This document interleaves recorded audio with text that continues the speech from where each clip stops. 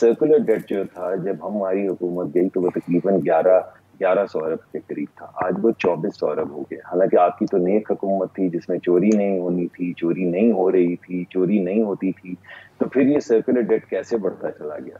ये भी मैं आपको बता दूं कि हमारे दौर में 9 रुपए की बिजली पैदा हो रही थी। ये वही है जो आप कहते हैं कि इन्होंने महंगे कॉन्ट्रैक्ट किए। जब ये महंगे कॉन्ट्रैक्ट हुए थे तो बिजली बनने की कीमत जो थी वो 9 रुपए थी। तो आप मुझे ये बताइए कि आपके दौर में 14 रुपए, 12, 14, 15 तक कैसे चली गई?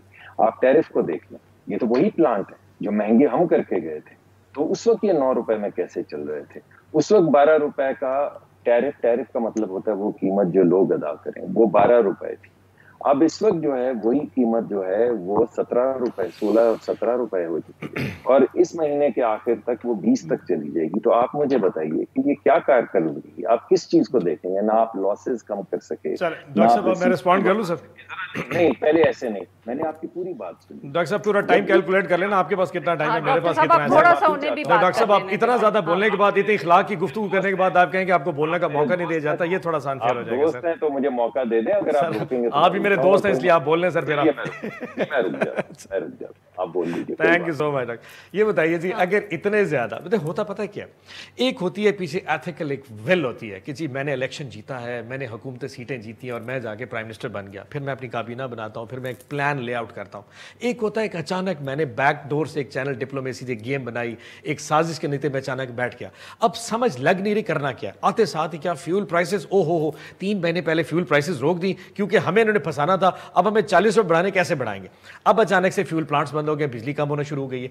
और फ्यूल, अगला काम जो सुने, हमारे दौर में कभी आपने सुना है कि किसानों को इस वक्त बिजाई हो रही है, किसानों के पास डीजल नहीं है, और मैं आपको लाइव फुटेज आज की दिखा सकता हूं, पेट्रोल पंप्स पे डीजल नहीं है कि वो जाके अपने हार्वेस्टर चला सकें, अपने सॉरी वो अपना वो आप कह सकते हैं अपनी बिजाई कर सके इस वक्त। इसमें आप, ये भी हमारी थ्योरी है। सी आप इशू ना अहलियत की नहीं होता, इशू होता है कि जब आपके दिल में चोर हो ना, एक गिल्ट हो, बिकॉज आप एक चोर दरवाजे से गवर्नमेंट बना के आए हैं, आपको समझ नहीं लग रहा कि अपनी गवर्नमेंट को जस्टिफाई किस तरह करना है, अलाइज को कैसे संभालना है, काबीना को कैसे संभालना है, आपका सारा दिमाग कैसे कि नवाज शरीफ को पासपोर्ट कैसे बना के देना है, 100 लोगों को ईसीएल से कैसे निकालना है, वो फलाने बंदों को। आज चाइना के साथ जो चाइनीज एम्बेसी के साथ जो हुआ है, वेरी अनफॉर्चुनेट, लेकिन क्योंकि हुकूमत की तमाम जितनी एजेंसीज हैं इनके नीचे जो काम कर रही हैं, FIA है, सारी पुलिस, उनका सारा मतवा नजर कि हुकूमत को किस तरह मॉरल सपोर्ट देके वहां खड़ा किया जाए। अलाइज को मिनिस्ट्रीज कौन से दे दें, इसको ये नहीं देनी, उसको वो नहीं देनी, उम्रे पे कितने लोग लेके जाने, ईसीएल से बाहर कैसे लाएं, मरियम को पासपोर्ट कैसे इशू कराना है,